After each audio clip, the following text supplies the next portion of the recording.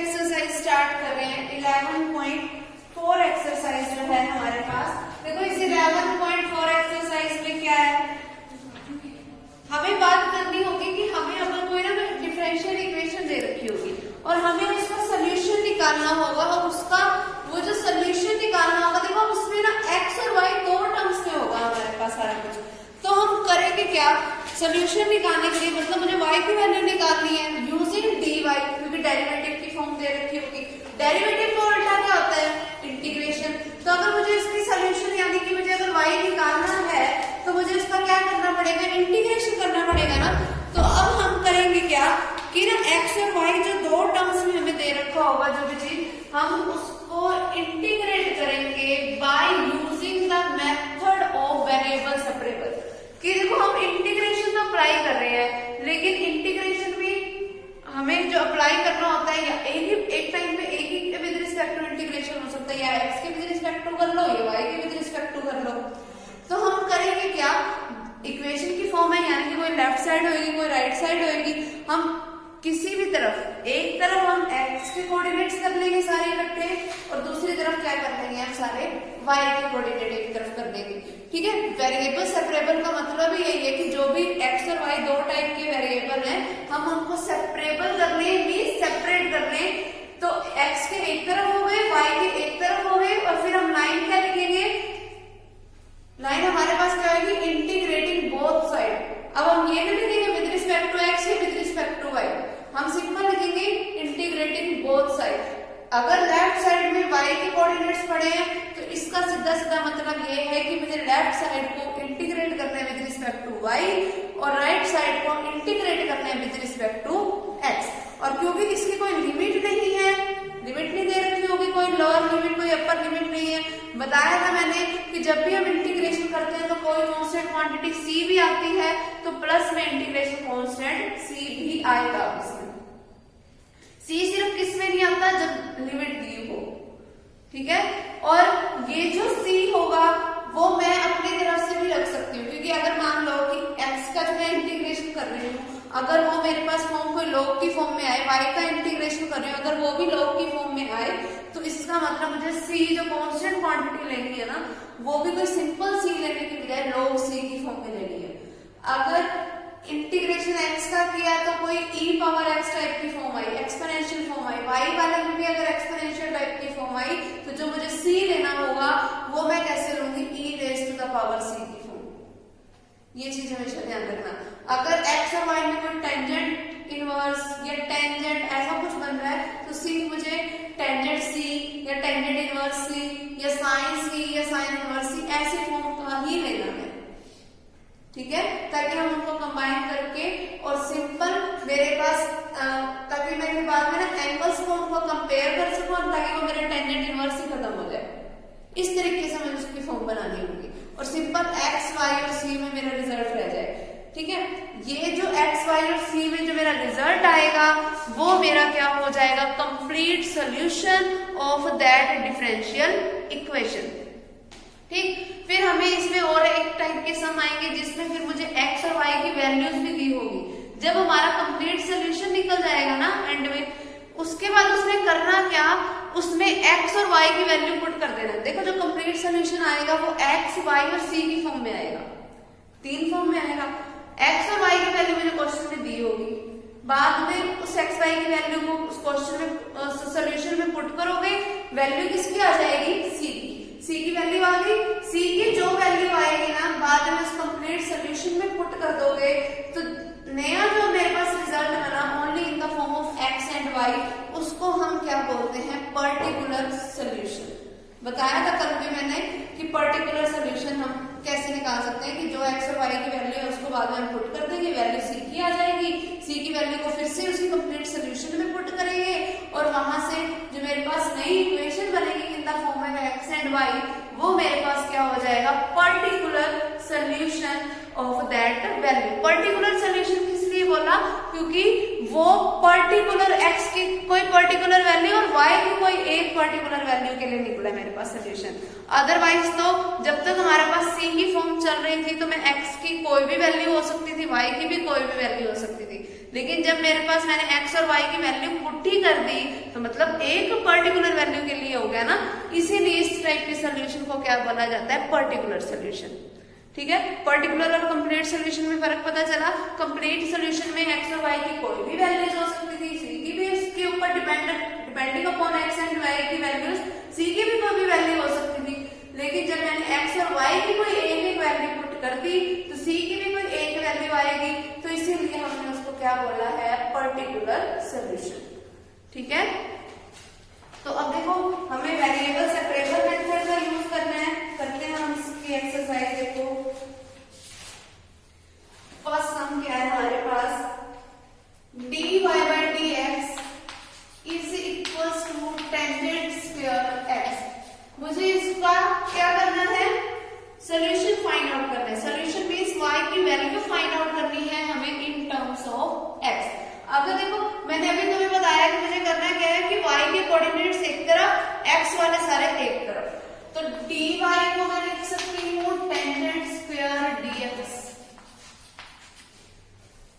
सारे x वाले एक तरफ हो गए, y वाले एक तरफ हो गए। dx को मुझे इस तरफ लाने की जरूरत इसीलिए पड़ी क्योंकि जब हम इंटीग्रेशन का साइन अप्लाई करते हैं तो इंटू में हमें dx लगाना पड़ता है ना, बताने के लिए कि इसका integration with respect to x है, तो वो मैं इसीलिए dx को उस तरफ लेके गई।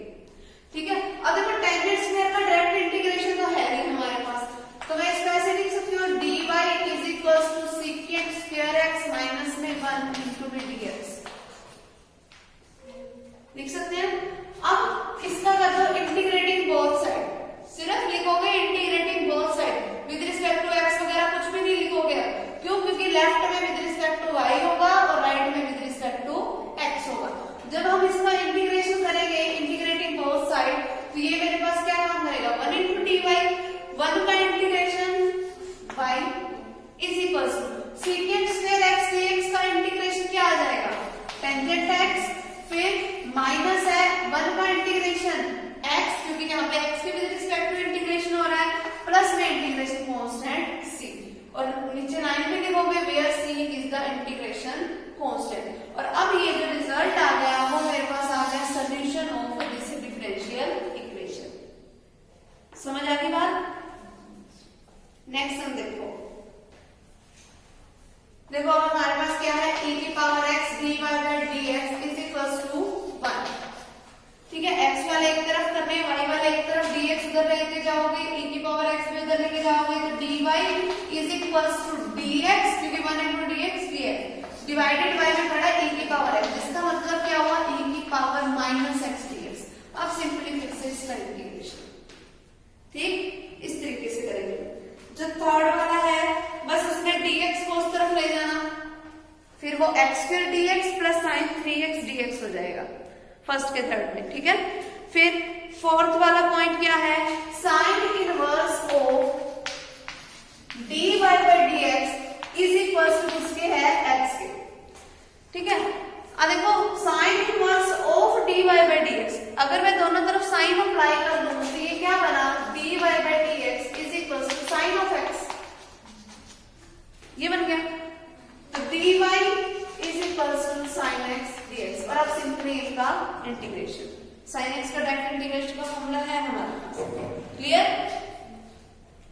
फिर अगला fifth point, sine of dy by dx is equals to किसके है, x के।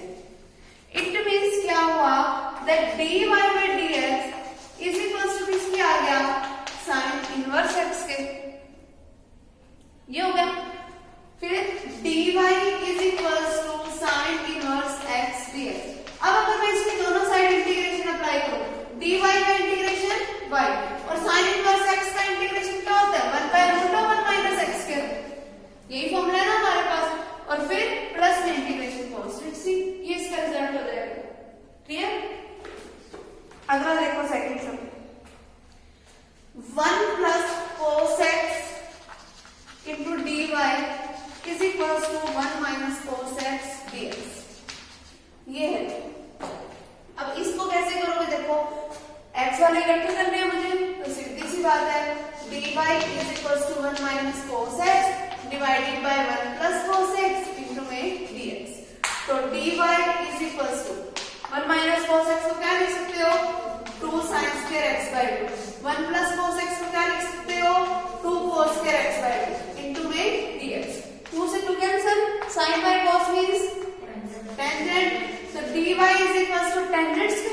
2। टेंजेंट स्क्वायर का डायरेक्ट इंटीग्रेशन नहीं बना हमें, तो मैं इसको क्या लिखूंगी, सीकेंट स्क्वायर x/2 माइनस में 1 और इसके इंटू में पड़ा है dx। अब जैसे ये वाला किया था सेम वैसे ही, बस इसमें x का कोफिशिएंट भी है 1/2 को नीचे डिवाइड में आ जाएगा। क्लियर। अगला देखो e की पावर x प्लस e की पावर माइनस x इंटू में dy/dx इज इक्वल टू किसके है, e की पावर x माइनस e की पावर माइनस x। ठीक है, तो dy/dx देखो किसके इक्वल बनेगा, ये क्वांटिटी इधर मल्टीप्लाई में इधर आएगी तो डिवाइड में, तो e की पावर x माइनस e की power minus x whole divided by e की पावर x प्लस e की पावर माइनस x। ये बन गया। ये dx भी इस तरफ ले आओ क्योंकि सारा x इस तरफ पड़ा है, ले आया। और देखो नीचे वाले को अगर मैं कोई t मान लूं, मैंने लेट कर लिया e की पावर x प्लस e की power minus x is equal to something t। ठीक है, अगर अब मैं इसमें डेरिवेटिव करूं, e की पावर x का डेरिवेटिव e की पावर x, e की पावर माइनस x का डेरिवेटिव माइनस ऑफ e की power minus x is equal to dt by dx। dx इधर आके क्या हो जाएगा, इसके मल्टीप्लिकेशन में आ जाएगा। इट मींस ये मेरे पास फॉर्म बनी कैसे, dy इज इक्वल टू इसकी सारी की जगह पे तो dt आ जाएगा, तो dt डिवाइडेड बाय में क्या बन गया t।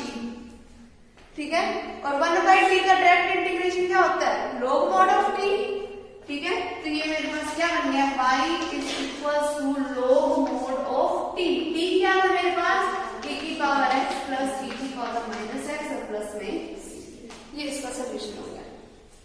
अगली बात समझ, अगर ऐसा t लेट करके नहीं भी करना तो सीधा बता दो कि नीचे हमारे पास फंक्शन है और ऊपर उसका क्या पड़ा है, डेरिवेटिव। इसके सीधा रीजन में ऐसा भी लिख सकते हो, integration of f dash x divided by में fx इनटू में dx इज इक्वल टू होता है log mod ऑफ fx के। डायरेक्ट भी बता सकते हो, तुम्हारी मर्जी है, अगर तुमने t लेट करके नहीं करना तो। क्लियर। नेक्स्ट देखो,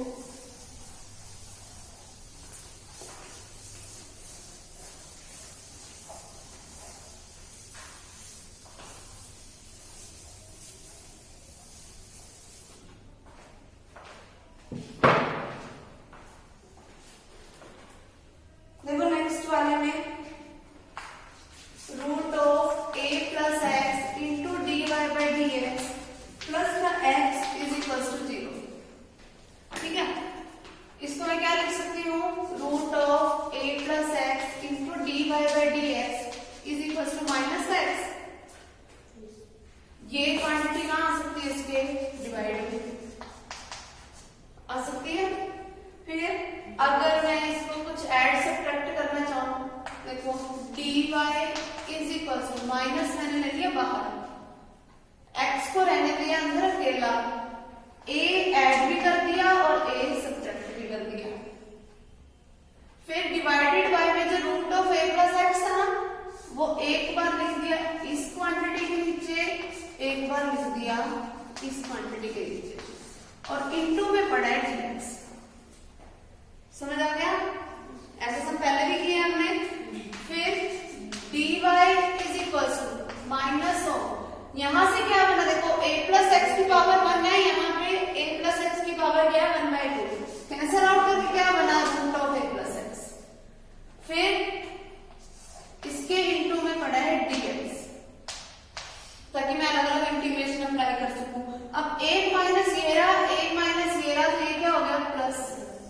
फिर एक कांस्टेंट क्वांटिटी है, ले ली मैंने बाहर इनटू में, और यहाँ पर क्या बनेगा, a प्लस एक्स की पावर ऊपर जाएगी तो माइनस का 1/2 हो जाएगी, तो ये हो गया a प्लस एक्स की पावर माइनस 1/2 इनटू में dx। अब सिंपली मुझे इनका क्या अप्लाई करना है, इंटीग्रेशन। आगे बात समझ। फिर इसकी पावर 1 इंक्रीज हो जाएगी, इसकी भी पावर 1 इंक्रीज हो जाएगी, डिवाइड बाय इंक्रीज पावर, तो इसका रिजल्ट हो जाएगा। ठीक है, अगला देखो cos x into dy by d x plus cos 2x is equal to cos 3x।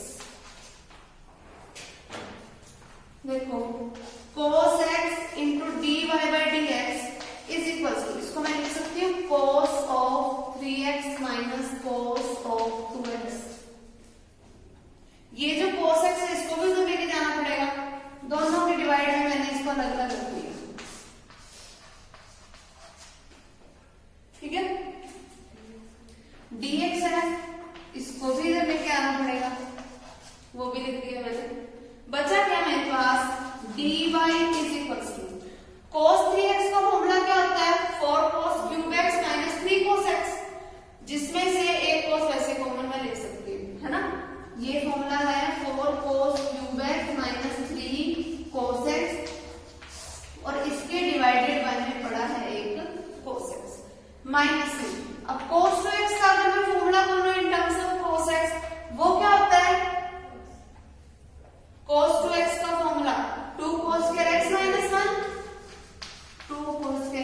Minus में 1 डिवाइडेड बाय में cos x, ये आगे इतना, और इसके पूरे के इंटू में पड़ा है dx। एक cos x तो इधर से कॉमन ले लेंगे हम, और उस cos x से cos x कैंसिल आउट हो जाएगा, बचेगा क्या, dy इज इक्वल टू क्या बचेगा यहाँ पे, सिर्फ 4 cos square x minus 3, simple हो गया। फिर माइनस में, अब देखो इसको भी अगर मैं अलग अलग सेपरेट करके डिवाइड कर दूं, माइनस का 2 times of cos square x बाय cos x, माइनस के अंदर मल्टीप्लाई की तो प्लस का 1, और फिर 1 बाय में क्या पड़ा है cos x, इसका मतलब क्या हुआ dx। आगे बात समझ। अब सभी के डायरेक्ट इंटीग्रेशन का फॉर्मूला पता है मुझे सिवाय cos स्क्वायर के। cos स्क्वायर को मैं लिख सकती हूँ 1 प्लस cos 2x बाय 2, बस उससे इंटीग्रेशन खोल दो इसको, क्लियर, इस तरीके से करेंगे। नेक्स्ट देखो, cos x इंटू में 1 plus cos y dx minus sin y into में 1 प्लस sin x इंटू में dy इज इक्वल टू 0। देखो अगर इज इक्वल टू में 0 है तो मतलब अगर मैं इस वाली क्वांटिटी को उस तरफ लेके जाऊँ तो क्वांटिटी उधर जाके पॉजिटिव हो जाएगी, तो मैं सीधा इसको इक्वल टू में लिख लूँ क्या, अब मुझे लाइन बार करना, एक ही बात है, ये लिख दिया मैंने। अब मुझे y वाले एक तरफ करने हैं, x वाले एक तरफ, यहाँ पे dx ऊपर है ना, यहाँ पे x वाले इकट्ठे कर लो, यहाँ पे dy ऊपर है तो यहाँ पे dy वाले इकट्ठे कर लो। अच्छा अब देखो x वाले यहाँ इकट्ठे कर रही हूँ, इट मींस cos x के डिवाइडेड बाय में क्या आएगा 1 प्लस sin x, और इसके इंटू में पड़ा है dx इज इक्वल टू क्या बनेगा sin y divided by 1 plus cos y into में dy। ठीक, अब मुझे सिंपली क्या करना है, इंटीग्रेशन अप्लाई करना है, क्योंकि सेपरेट तो हमने कर लिए। अब देखो नीचे जो फंक्शन है 1 प्लस sin x, अगर मैं इसका डेरिवेटिव करूं, 1 का डेरिवेटिव 0, sin x का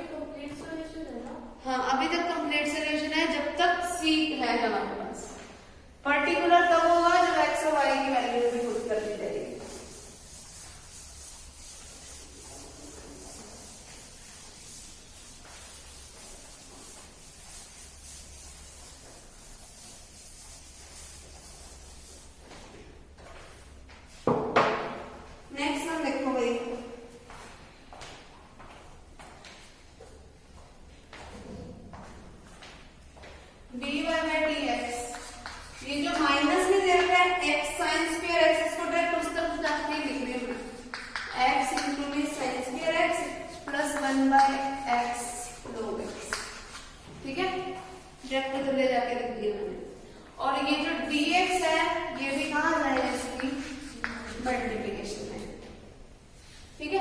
अब मुझे इसका इंटीग्रेशन करना है। देखो अगर मुझे इंटीग्रेशन करना है तो सबसे पहले मुझे साइन स्क्वायर का कुछ करना पड़ेगा, क्योंकि साइन स्क्वायर का डायरेक्ट इंटीग्रेशन मैं कर नहीं सकती, तो इसकी फॉर्म चेंज करनी पड़ेगी। तो dy क्या आएगा, x into 1 minus cos 2x की डिवाइडेड बाय 2, यही फॉर्मूला है हमारे पास साइन स्क्वायर x का, plus 1 by x log x, और इस सारी क्वांटिटी के इंटू में पड़ा है dx। ठीक, तो dy is equal to x into 1/2 x by 2 dx minus x into cos 2x divided by 2 dx plus 1 by x log x, जिसको मैं ऐसा भी लिख सकती हूँ 1 बाय x के डिवाइडेड बाय में log x dx।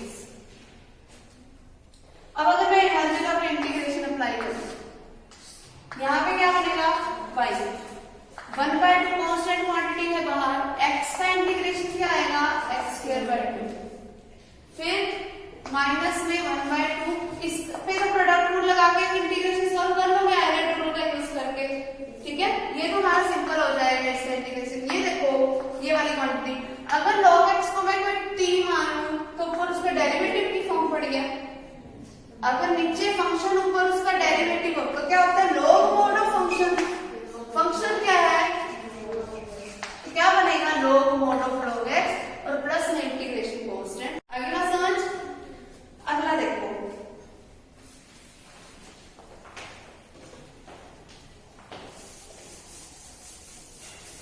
इसको थोड़ा ध्यान से देखना, अलग सा है थोड़ा।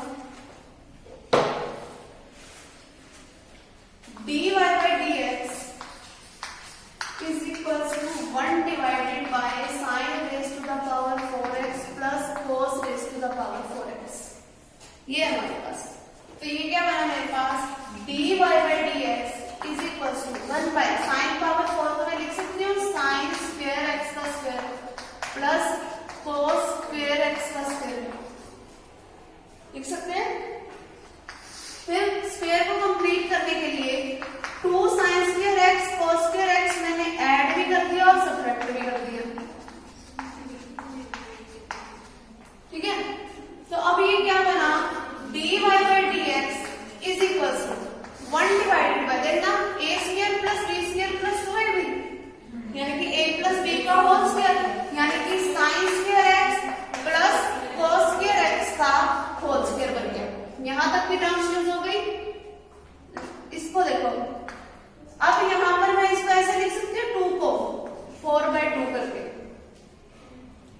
और ये जो 1/2 है इसको तो मैंने ले लिया यहाँ पे, और ये जो 4 sin square x cos square x था इसको मैं लिख सकती हूँ 2 sin x cos x का होल स्क्वायर।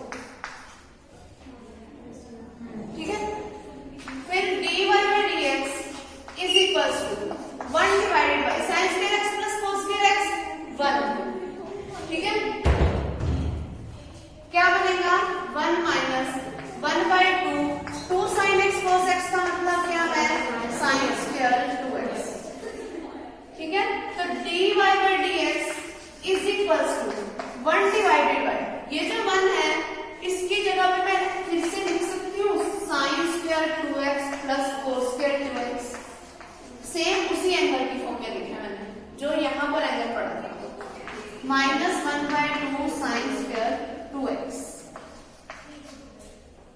ठीक है, फिर dy by dx is equals to 1 divided bye, देखो sin स्क्वायर 2x में से half sin square 2x minus हुआ तो हाफ sin स्क्वायर 2x,